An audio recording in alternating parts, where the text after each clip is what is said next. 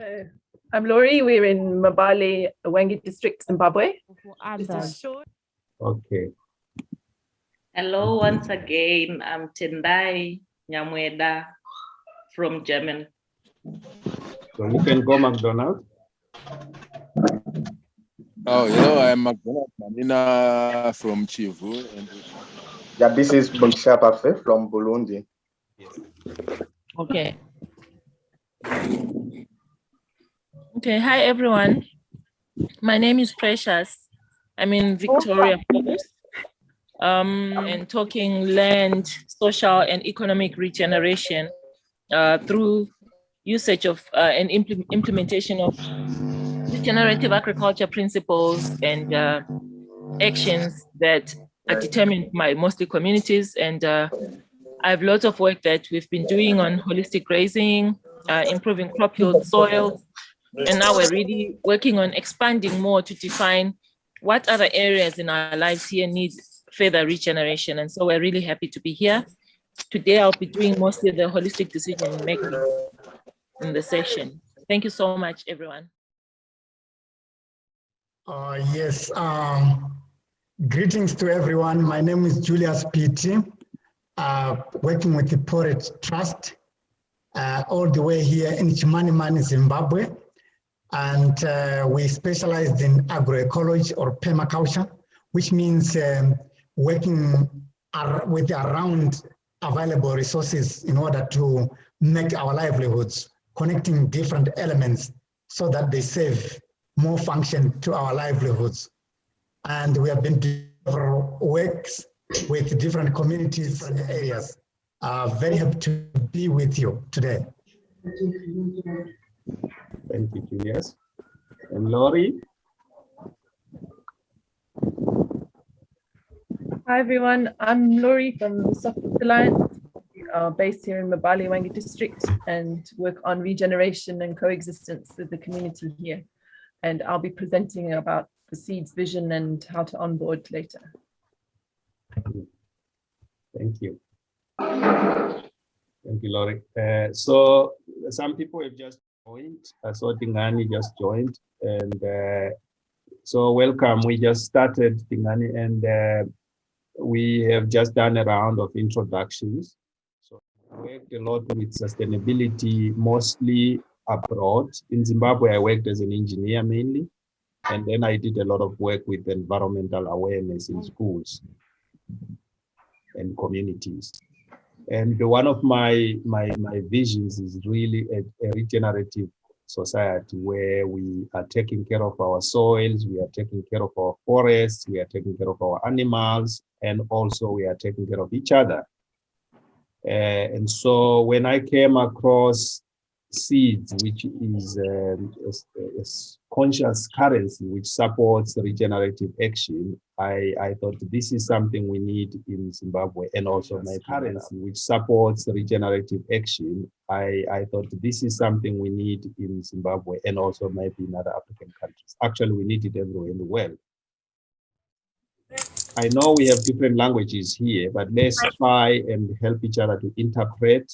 Sometimes the language can be heavy, even in English. If you understand English, it might be that it's heavy. So you want someone to explain what a word means. Let us know. I think we can all help out with that. I can. Situated in the low veld of Chimanimani district, where high temperatures and low rainfalls of about 300 to 400 millimeters are experienced.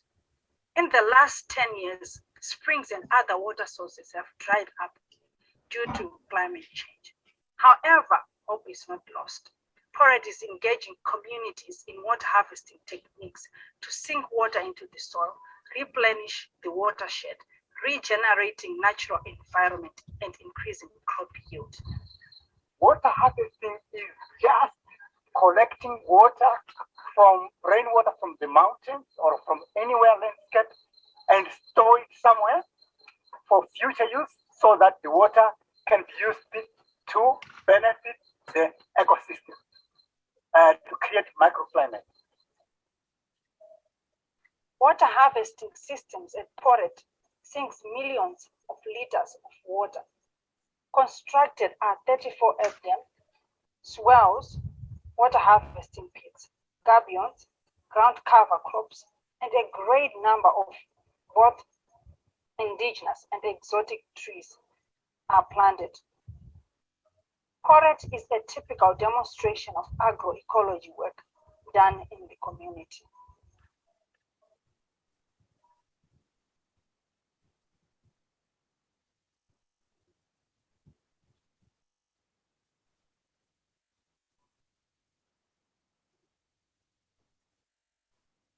Look at the importance of a tree. Actually get hold of all the sticks and actually stop soil erosion once it is in place. It harvests water automatically into the ground.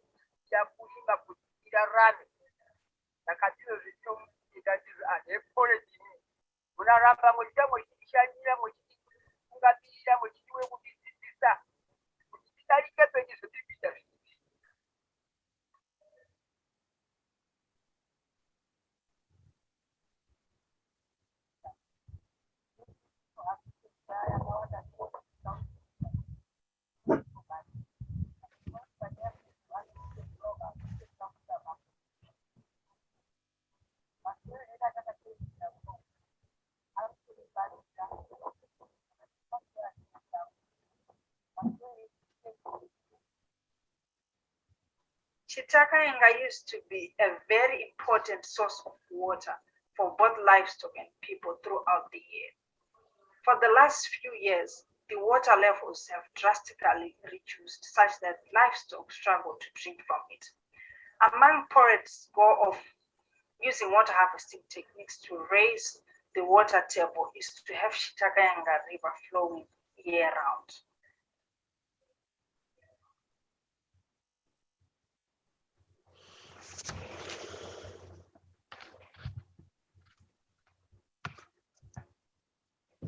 Thank you very much for watching the video as an appetizer to our business today. It is very important that as we discuss about what is permaculture, the principles and ethics, I'm going to speak from my experience, also putting in mind that I'm talking with several people that I don't know their background. So I will just share my experiences so that you hear what is my experience related to permaculture, though. However, I am going to start with the explanation of maybe the definition, what is permaculture really? According to me and my experience, permaculture is a word that is derived from permanent and then agriculture. And the word agriculture actually puts a lot of sense in the way people grow food and also considering the culture of the people who will be then growing that food at a certain given place.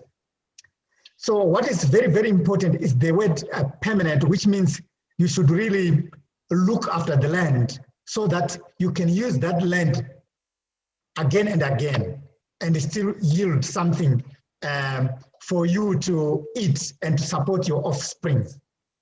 So, but however, the definition of permaculture can be explained by many, many words and many phrases. Or you can simply say agroecology also. This will give you almost the same. And there are so many words that describe permaculture. But however, permaculture was discovered by, of course, Bill Morrison in Australia long back on his research, and then he distributed it or expanded the idea all over the world. And it landed in Zimbabwe around 1988 with the Fambizanai Training Center based in Harare.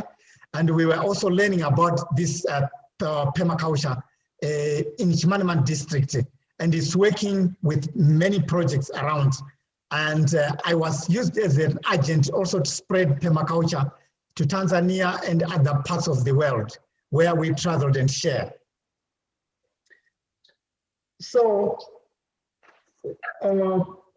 in a way, there are three very important ethics of permaculture that defines the permaculture itself so that you can put it into use. So one of them is the care for the earth. So when we explain the care of the earth, it is very paramount important that we look after the earth, because then the earth holds and produces food for us. So the idea of putting the principle of care, care for the earth is when the industrial agriculture was putting a lot of poison into growing food stuff, as in form of spray and pesticides and also fertilizers that poison the water and the soil, which means automatically the food that you will be eating these chemicals and also the fertilizers that will be underground, making the crop to grow. So therefore, this poison will not only affect the people, but it will also affect the insects and the other animals around the life, which will then try to eliminate diversity that makes and generate the growth of plants and life in general. So therefore, it is important that we take care of this principle, care for the earth, because when we care for the earth, we actually care for ourselves. Then there is another second ethic, which is the care for the people. It is important that all the systems that we look after and try to think of, they actually support the people. And in this case, we are interdependent on the system and the people ourselves. So it is important that we together, we introduce systems that support each other and support our kind of way of farming, way of living together as a system. So this can be explained in many ways, because then this can actually explain the social aspect of people, or the leadership, the way we govern, the way we do banking and all that. That makes life possible. Then the other third one, it's so important that we share the surplus or recycle the surplus. That means that when you have got a lot of money yourself, you use this other extra money to support other people, because sometimes you don't have to use all of that because you have got a lot anyway. Or you harvest a lot of crops. You don't throw them away, you try to share, or you sell, or you eat them. So at the end of the day, we will find out that we have got enough resources actually to support each other. We are interdependent, we can support each other. But the biggest problem that we face at the moment on this ethic is that if somebody gets a lot of rich, he wants to keep everything on his own. So this now tells us that we need to share whatever we have. This will create a lot of peace, and it will reduce a lot of jealous, and will reduce a lot of suffering or piling a lot of information or riches or wealth in one corner, and the other section of the community is suffering. So this gives a lot of awareness, conscious to share on what we have, dependent and support each other. I'm very quickly going to talk about the principles so that we'll have enough time to discuss a little bit. So I start with one of the principle, water cycle. This is the principle where we are very much have a lot of strength as poet. So the water cycle, we are talking of this, the water cycle the precipitation, how the water is actually circulating itself, supporting the ecosystem and the whole world. So we should make sure that wherever we are, we watch how the rains are coming down, and on the ground, that's where we can affect the real water cycle and climate change. So we should make sure the ground is covered so that we can harvest that water, either in a small garden or at a home or in your field or a crop field or dryland cropping. We should be able to harvest the water, make sure that the water is going harvested into the ground so that the water can actually evaporate from that point and form clouds. So the circulation will be actually improved. And once we do that, then we are able to reduce effects of climate change.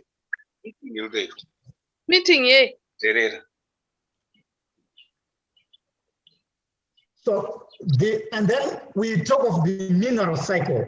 It is also the same. When we are having some minerals, we want to be conscious about mineral cycle. We have to think about how we circulate the mineral from the, maybe for example, take example for you have got some cattle crawl and chicken run, and you've got a garden, you've got a field. So what you will do is that you make sure that the products that you harvest from your garden, those residues will go to your compost, and the compost will go back to the field again. The same as the mineral that are harvested by the cows when they eat grasses.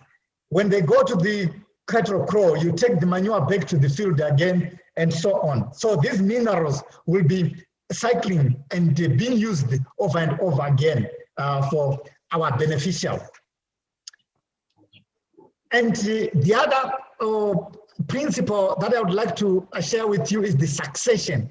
The succession principle is very important even with our livelihoods. If you are married with your wife or with your husband, obviously you need to have kids so that you remain alive. So that's the succession plan. So if you are having an orchard, you plant some trees, you need to plant even younger trees so that when the older trees dies, the younger trees take over. It is happening in the natural wilderness where you see trees, big trees growing, and the young trees are peeping up under the bigger trees, so that when the big tree dies, the other young trees take over. So this is part of the succession. So the succession is very, very important, that we even do it even with the leadership. Suppose you are a leader of an organization. It is so important that we actually make sure that you breed other future leaders. Because if I'm Piti here today and I'm leading a certain organization and I don't create other leaders, it means this organization is going to die. So the succession is so important because then it keeps the organizational structure either in the agroecological system as an orchard or as a garden or any system that you will have, plant communities and human communities. You need this succession plan being pronounced and being looked after.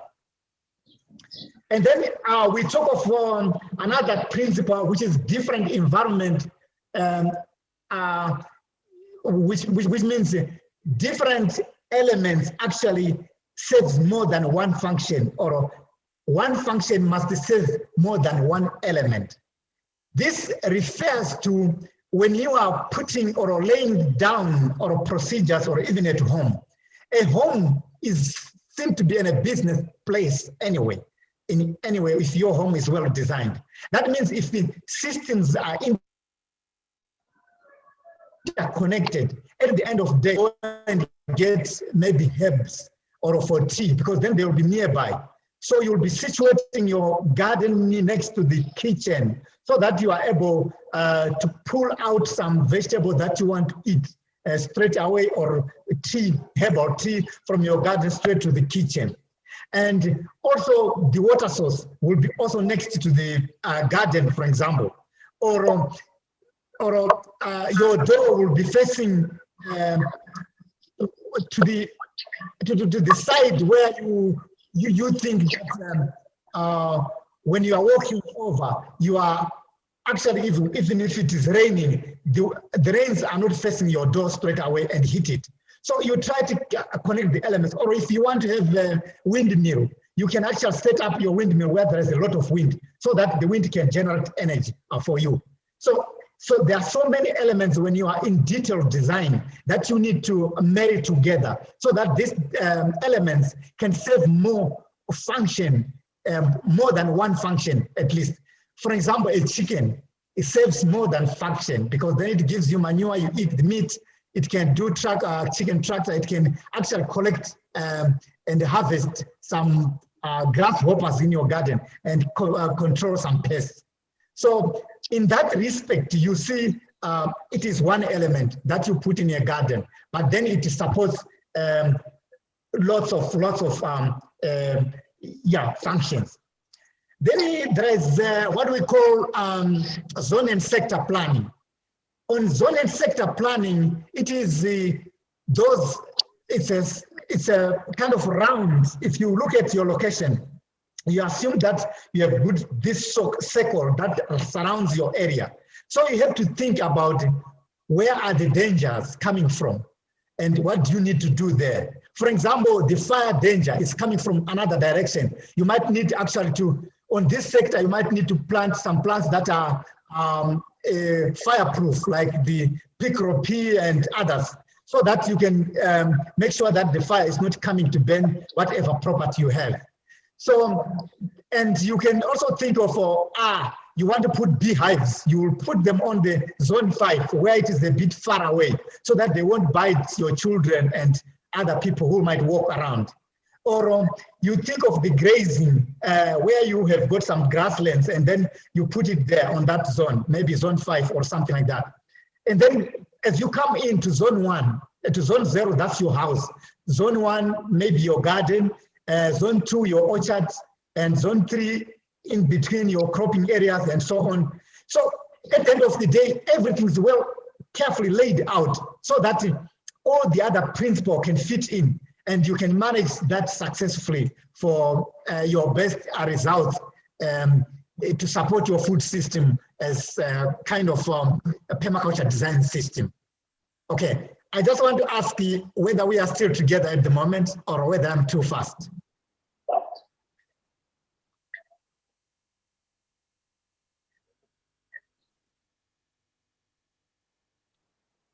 Hello?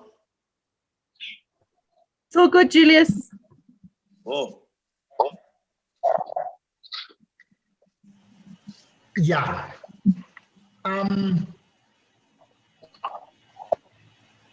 So I'm wondering,